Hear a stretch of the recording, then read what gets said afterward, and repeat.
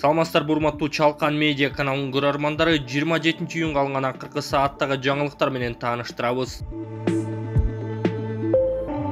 Өзгөчө Кырдаал министрлиги айрым аймактарда 40 градуска чейин ысык болоорун эскертти. Өзгөчө Кырдаал министрлиги 27-июндан 30-июнь күндөрү Баткен, Ош, Жалал Абад облустарында 34-40 градус, чүйдө 36-38 градуска чейин ысык болоорун эскертти. Саламаттыкты сактоо министрлиги аномалдуу ысыкта жүрөк оорулары гана эмес, дени сак адамдарга дагы оор болоорун билдирди. Министрлик ымыркайлардын, балдардын ич оору, уулануу коркунучу жогору болоорун билдирүүдө. Өкмөт айрым ишкерлерди салыктан бошотот. ККМ боюнча жыйында эмне каралды? Ишкерлер үчүн кассаны көзөмөлдөгөн машиналарды ишке киргизүү үчүн эң ийкемдүү шарттар түзүлөт. Ошол эле учурда салыктарды төлөө ар бир жарандын конституциялык милдети болуп саналат. Бул тууралуу министрлер кабинетинин төрагасы Акылбек Жапаров жумушчу топтун жыйынында билдирген.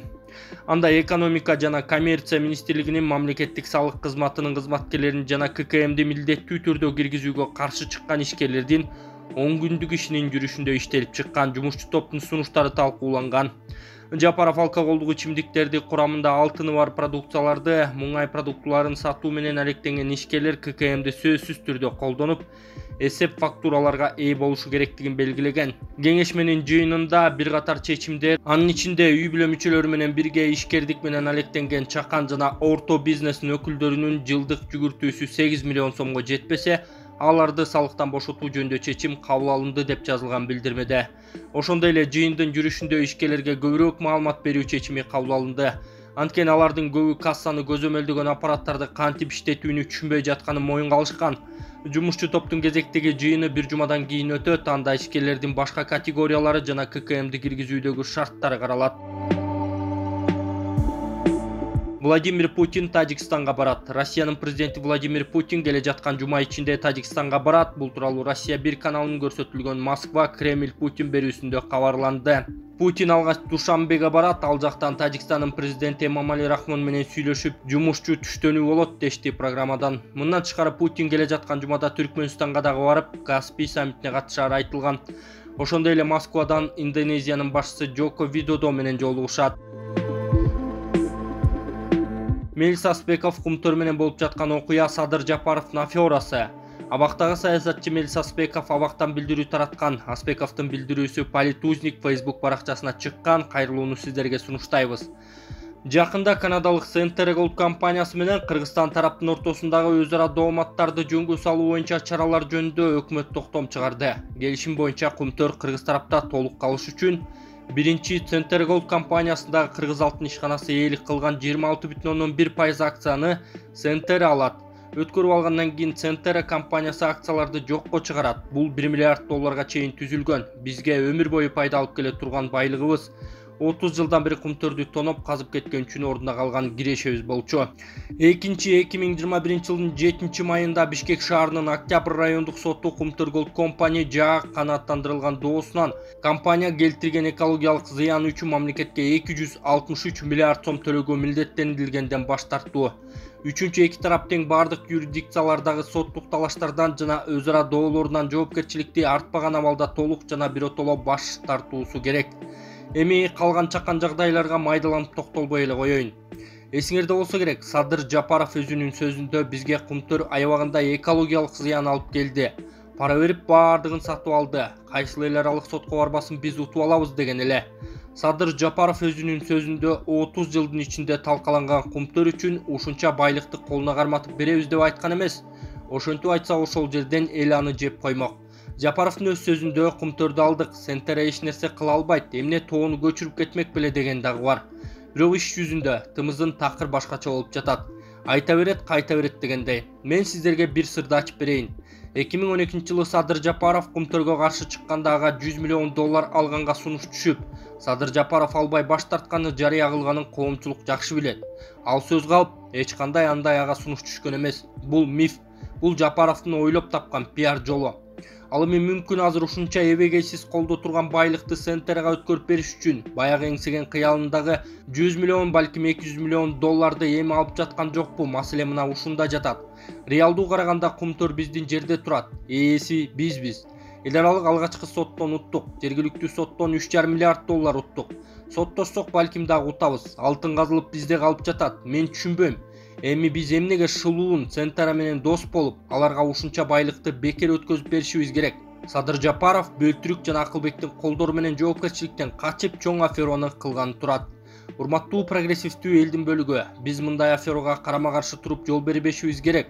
Мындай кылымдын аферасына жол жок. Мен баштап Садыр Жапаровго парламент аркылуу импичмент деген сунушума кошулуңуздар, чогуу туруштук берели. Азыр кеч эмес, кийин өкүнүп калабыз. Убакыт аз калды деп билдирген Мелис Аспеков Абактан.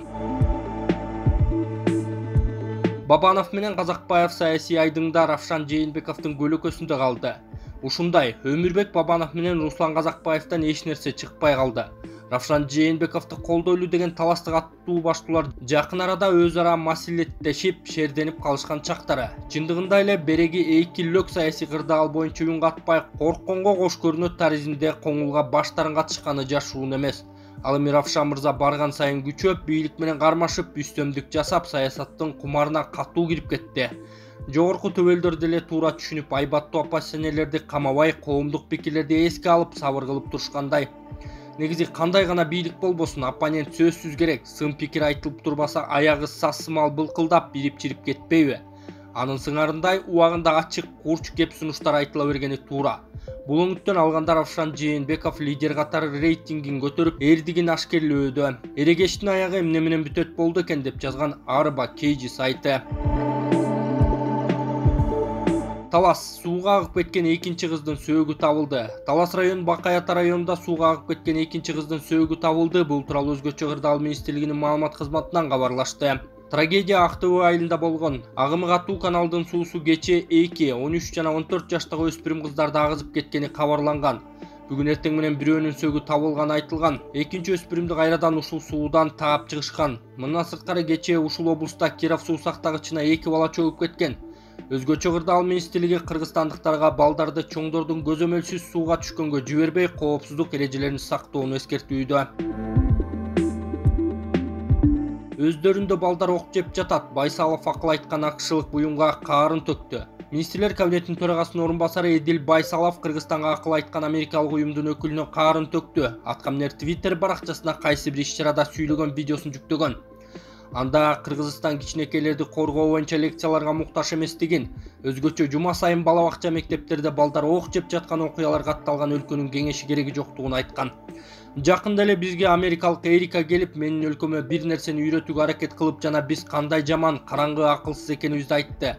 Мен андагы эмнеге өзүңөрдүн демократияңар менен алектенбей жатасыз дедим, деп жазган Байсалов. Ошондой эле ал Кыргызстан цивилизациялуу өлкө экенин, кимдир бирөөгө отчет берип, аларды туурап, аларга окшошууга аракет кылбастыгын белгилеген. Адахам Адумаров өзүнөн башканы президент көрбөгөн оору менен ооруп жүрөт, дейт президент Жапаров. Өлкөдөгү акыркы окуялар боюнча президент Садыр Жапаров кабар маалымат агенттигине маек берген. Ал коомчулукту 2Ж2 бөлгөн казино боюнча мыйзам долбоору УКМКнын СИЗОсунда каза болгондор тууралуу пикирин билдирген. Депутат Адахам Адумаровдун казино боюнча мыйзам долбоорун күчкө салып өткөрүп жатканын, мыйзам бузууларга жол берилген дегенине президент төмөңгүдөй жооп берген. Эми Адумаров жөнүндө жооп берсем, анын сөздөрүнө көңүл бурбай эле койсоңуздар болот. Ал жарыктык киши 30 жылдан бери саясатта жүрөт. Эл үчүн көзгө көрүнөрлүк бир да калгылыктуу иши жок. Кудай тилди бериптир. Көрөгөчтүктү, даанышмандыкты, уюштуруучулук касиетти бербей коюптур. Чынын айтсам, өзү 2005-жылдардан кийин биринчи вице-премьер болду, спикер болду. Андан кийин өлкөнүн эң негизги идеологу болгон мамлекеттик катчы болду. Дал ошол мезгилде казинолор жөнүндө мыйзамдарды кабыл алып берип, казинолор иштей баштаган. Дал ошол мезгилде ажырашуулар, банкрот болгон жарандарыбыз көп болгон. Биз азыр андайга жол бербейбиз. Баарын ойлонуштуруп койдук. Ошон үчүн биздин жарандарга мыйзам чегинде кирүүгө тыюу салдык, күчүбүз жетет. Анан эле ошол мезгилде өзү өткөрүп берген казиного ошол кезде каршы болбостон, бүгүн эле ыймандуу, өтө инсаптуу, таза адам болуп акыл үйрөтүп чыга келгени таң калтырат. Бир үй бүлөнү таңгылыктуу бага албагандар мага акыл үйрөтпөй эле койсун. Адумаровго мамлекеттин экономикасы кыйрап калса дагы баары бир, ал киши бүгүнкү каршы чыгып жаткан электоратты жеке өзүнүн саясий кызыкчылыктарына тартуу максатында иштеп жатат. Мен анын мындай кылыктарына көңүл бурбай калгам. Сөзүм куруу болбош үчүн 1-2 мисал келтирип кетейин. Адахан Кимсанбаевич мындан бир нече жылдар мурда өлкөгө президенттик башкаруу керек, какканда кийиз казык жерге кириш керек деп келген.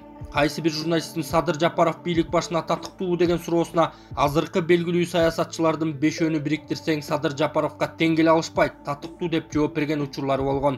Ал учурда мен камакта жаткам. Бул баары бир чыкпайт, электоратын өзүмө бура берейин деп ойлосо керек. Кудайдын буйругу менен чыгып келип, кийин президенттик башкаруу орнотсок, президенттик башкаруу мамлекетти талкалайт, болбойт деп кокуйлап чыкты. Мен бийлик башына келсем сабатсыз жарабайт деп чыкты. Кыскасы өзүнөн башканы президент көрбөгөн оорусу менен ооруп жүрөт. Сакайып кетсе жакшы болмок, өзүнө да элге да пайдасы тиймек. Ал мурда бийлик бутактарында турганда кетирген каталарын азыр биз оңдоп келе жатабыз. Бул жөнүндө кийинчерээк айтам деген өлкө башчы Садыр Жапаров.